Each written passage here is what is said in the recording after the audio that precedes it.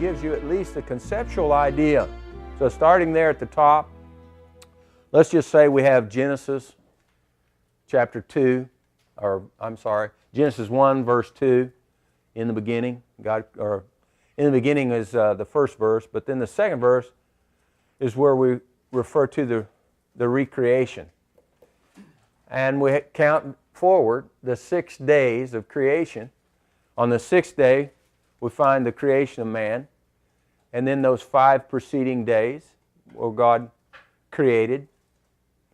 And then on the 7th day, we have the blessing of the Lord and the setting apart as a holy day, because the Lord ceased in His works, right? We all know that. So that day is referred to as the 7th day, or Sabbath. Sabbath means Shabbat. It means to rest. So the Shabbat, the rest, the Sabbath day. Then we have the 8th day, which is also a Sabbath, but it's actually the first day of the week. Now I'll get into that and explain how the 8th day is the Sabbath day as well as the 7th. But just for the moment, speaking on this first line of my illustration, it is the 8th day and it is also a Sabbath. It is also the first day. That's why the /first day. So we have the 7th day Sabbath, then the 8th day Sabbath, which is the first day of the week again. Then we have the 2nd day, which is the 9th day, right? Pretty easy to understand.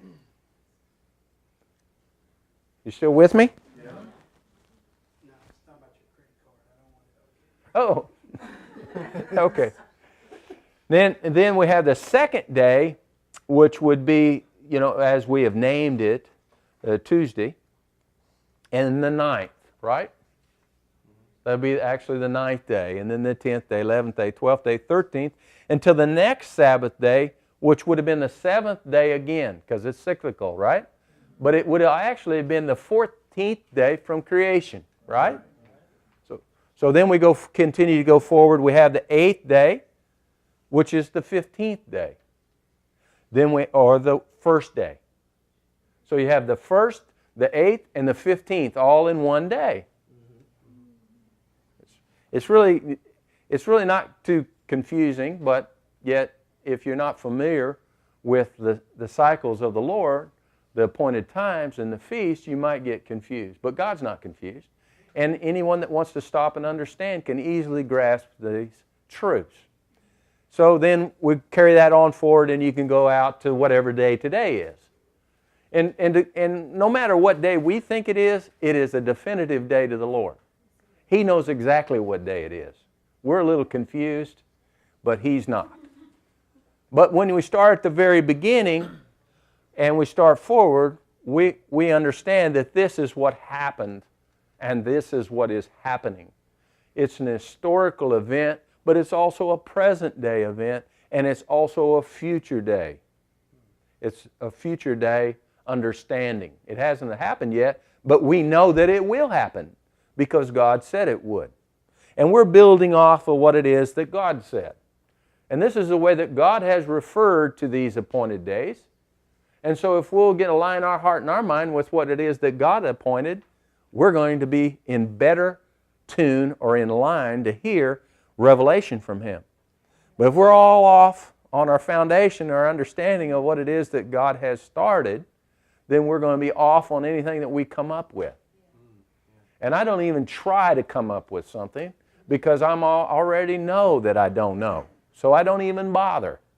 I'm talking about setting of days and appointed times, and I'm not about that.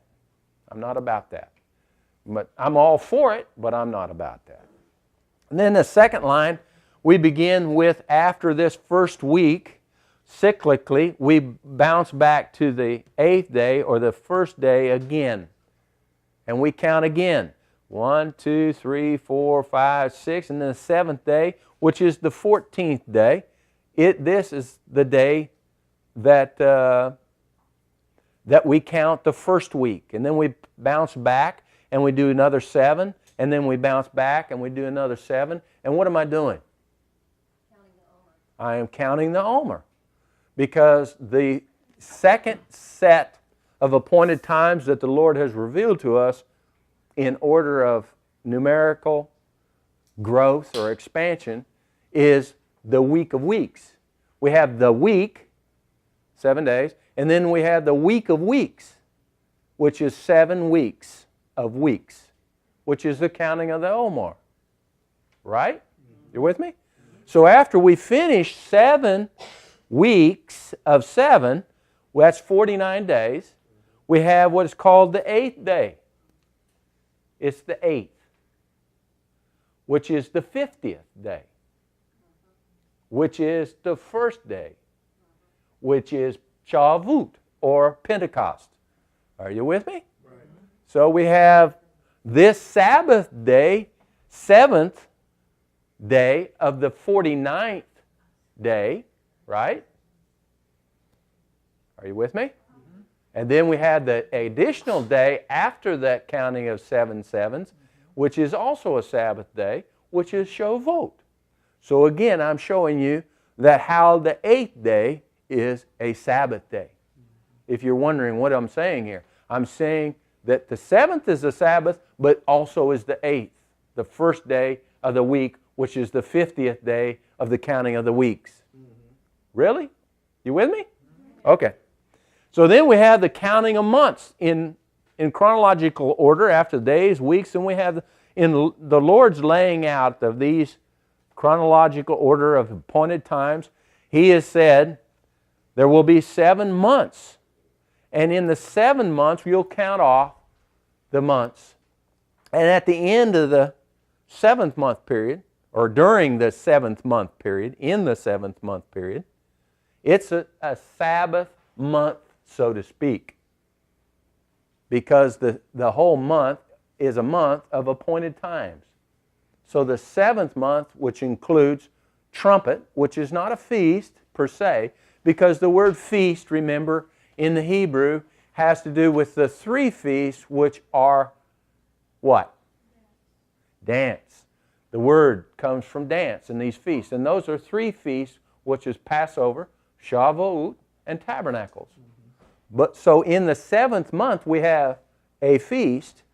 We had 2 feasts in the spring, Passover and Shavuot. But we have 1 feast in the fall, or in the 7th month. God said count all 7 months.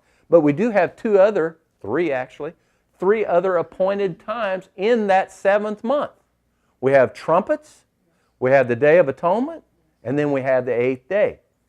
So those are the appointed days, but there's only 1 feast. So in the 7th month,